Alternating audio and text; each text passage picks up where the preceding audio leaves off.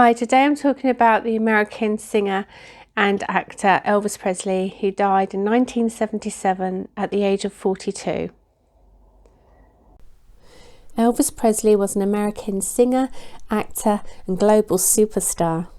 An icon of the 20th century, he was known as the king of rock and roll. From humble beginnings, he rose to international fame and sold an estimation of over 1 billion records worldwide.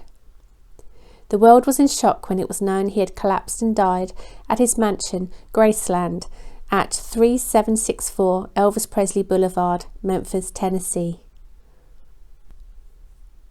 Elvis was born Elvis Aaron Presley on the 8th of January 1935 to Vernon Elvis Presley and Gladys Love Presley, whose maiden name was Smith, in Tupelo, Mississippi.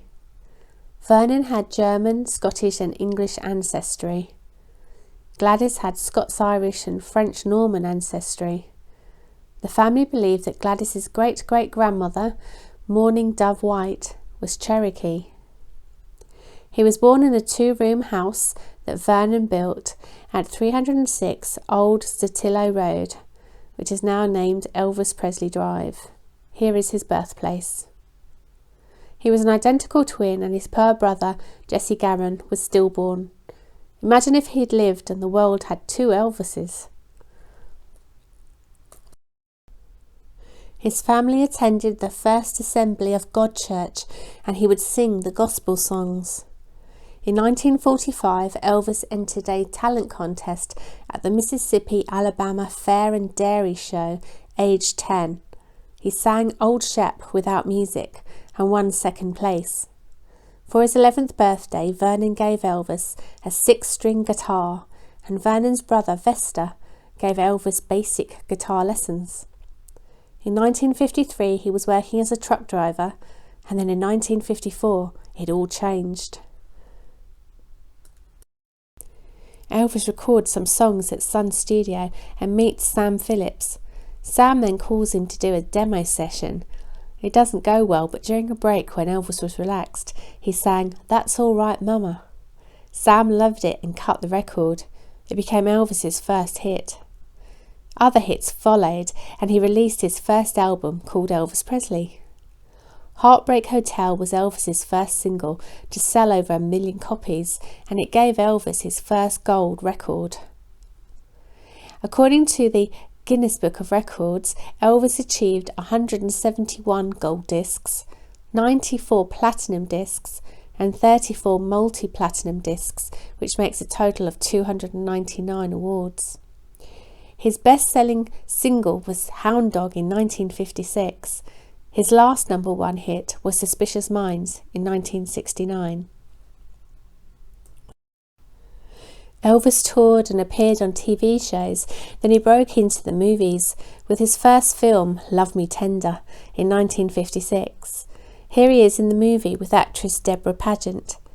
He starred in 31 movies and was one of Hollywood's highest paid actors. His movies included Jailhouse Rock in 1957. Here he is in that movie. Also GI Blues, Blue Hawaii, Girls, Girls, Girls. My favourite is Viva Las Vegas in 1964. I love the musical number Come On Everybody that he performs with Ann-Margret. King Creole is deemed to be his best film. His final film in 1969 was Change of Habit with Mary Tyler Moore. Elvis was drafted into the army in 1958 and served in Germany. While in the army, he was introduced to amphetamines so that he could get through his duties he had to perform at night. When he was living in Bad Nauheim in 1959, he met his future wife, Priscilla Bewley, when she was 14 years old. He finished his service in 1960. On the 1st of May 1967, Elvis and Priscilla were married at the Aladdin Hotel in Las Vegas. They had one child together, Lisa Marie, who was born on the 1st of February 1968. However, their marriage didn't work out, and they divorced in 1973. Here is a picture of Lisa.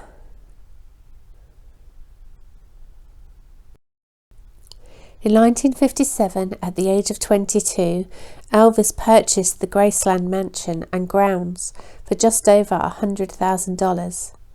Here is Priscilla when it achieved the honour of becoming a National Historic Landmark in 2006. Elvis woke at 4 p.m. on the 15th of August 1977 next to his 20-year-old fiancée, Ginger Alden, in Graceland.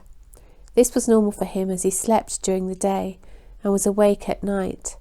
Going out during the day was problematic for him, as crowds would form around him and he would be hounded into giving numerous autographs, hence the reason for his nocturnal lifestyle. He ate with his family and friends who were always at the house, including his 9-year-old daughter Lisa Marie, who was visiting, and was mentally preparing for his next tour that was starting the following day. At 10:30 p.m, Elvis was suffering from a painful toothache and decided to visit his dentist. At 12:28 a.m, he returned to the mansion after the visit. The painkiller codeine was found in his system at his autopsy, so he had taken this to relieve the pain. A theory is Elvis suffered anaphylactic shock that contributed to his death because he had suffered allergic reactions to codeine before. Elvis called his doctor, Dr. Nicopolis, for a prescription for more painkillers at 2:15 a.m. The doctor obliged and wrote a prescription, but as well as the painkillers, he included the drugs dexedrine and biphetamine, which are both amphetamines and legal forms of speed. Elvis's stepbrother, Ricky Stanley, drove to the all-night pharmacy at Baptist Memorial Hospital to pick up the pills. At 4 a.m, Elvis woke up his cousin Billy Smith and his wife Jo to play racquetball with him. They had a quick game and then returned to the piano room at about 4:35 a.m. According to Billy, Elvis performed the songs Unchained Melody and Blue Eyes Crying in the Rain on the piano. Elvis and Ginger retired to the bedroom at 5 a.m. Unable to sleep, Elvis then called Ricky Stanley for sleeping pills. At 7 a.m, he was still awake and asked for a second set of sleeping pills. And at 8 a.m, he asked for a third set. It is thought one of the pills in the third set was replaced with the placebo. At about 9 a.m, Elvis had severe abdominal pain and went to the bathroom with a book. Ginger Alden told him not to fall asleep sitting on the toilet, and he replied with, "Okay, I won't." These were his last words. Ginger went back to sleep. The book he was allegedly reading was A Scientific Search for the Face of Jesus, that is about the Holy Shroud of Turin. Although other reports state he was reading Sex and Psychic Energy, maybe he read a bit of both. At 1:30 p.m, Ginger woke up and called her mother, who asked how Elvis was. Ginger finished the call and then looked in the bathroom to check on him. She found that he had collapsed. She called downstairs for help. The first person on the scene was Al Strada, followed by Elvis's longtime friend, Joe Esposito. Joe tried to perform CPR, but it was too late for that. At 2:33 p.m, paramedics arrived and tried CPR, which failed. Elvis was rushed to Baptist Memorial Hospital, 6019 Walnut Grove Road, Memphis, and at 3 p.m. he was pronounced dead. Elvis's official cause of death was from a cardiac arrhythmia, but polypharmacy was a major contributor to his demise. He had 14 different drugs in his system. It was discovered that Dr. Nicopolis had prescribed thousands of pills to Elvis during the first 8 months of 1977. His license was suspended for 3 months, and it was permanently revoked in the 1990s after the Tennessee Medical Board brought charges of overprescription. Dr. Richard Shepard, a forensic pathologist, has read Elvis's autopsy report. He found that most of his organs were twice the size they should have been, and he was severely constipated. Elvis was approximately 220 pounds, or 15.5 stone, and was 1.8 metres, or 5 foot 11 inches tall, which is in the obese category. He also had high cholesterol. He loved high-fat foods such as fried chicken, cheeseburgers, and peanut butter, jam and bacon sandwiches. When his liver was inspected, it was found to be fatty. It wasn't diseased, but it wasn't working correctly and was twice the size. Elvis suffered from chronic insomnia, so he got hooked on sleeping pills. His body got used to them, and so he had to keep increasing the dosage to have the same effects. He then had to take uppers to wake up. The fact his organs were twice the size was probably due to his prescription drug addiction. Drugs in his body included diazepam, also known as Valium, and Demerol, which is an opiate-based drug used for pain relief. Elvis suffered from glaucoma that was extremely painful, and it might be why he wore dark glasses in his later life. He was also suffering from heart disease. His heart was enlarged and his arteries were narrowed by 50% by fat deposits. His colon was enlarged too. A normal colon is 3 inches in diameter, but Elvis's was 5 inches. During the autopsy, the medical examiner discovered grey matter in his colon, which meant his bowels hadn't been opened for several days. His doctor had tried to get doctors to operate on Elvis, but they were scared he would die on the operating table, and it was decided that they would treat the condition with medication.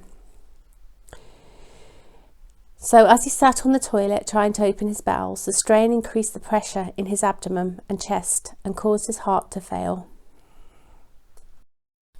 On the 17th of August 1977, Elvis's body was placed in an open casket at Graceland so that thousands of his fans could view it.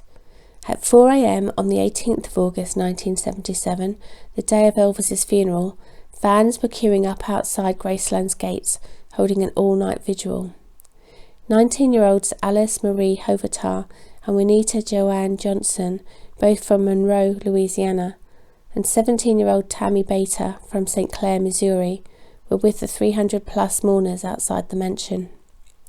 A 1963 white Ford, driven by 18-year-old Treatise Wheeler, was travelling at 40 or 50 miles per hour along Elvis Presley Boulevard. Treatise lost control of his vehicle and it ran into the young fans. Alice and Juanita died of their injuries. Tammy was dragged under the car and was seriously injured with a broken pelvis, but later recovered in the city of Memphis hospital. The driver jumped out and ran, but police managed to grab him. He was staggering and incoherent and had been drunk driving. 3 16-year-old girls were in the car with him. Tammy Baiter later said that Treatise intentionally drove the car into the crowd after making a comment earlier that he was either going to ram the gates or drive into the fans.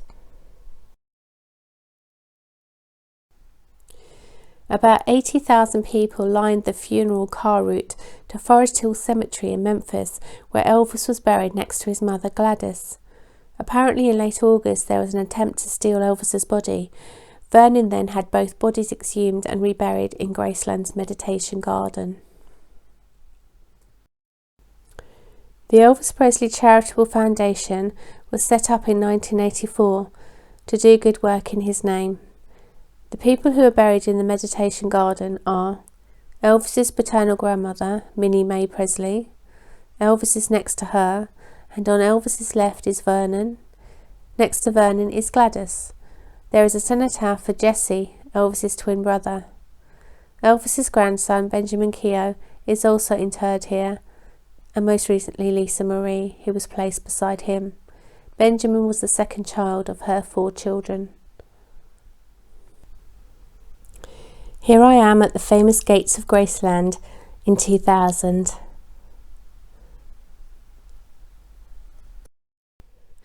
Here I am outside the house.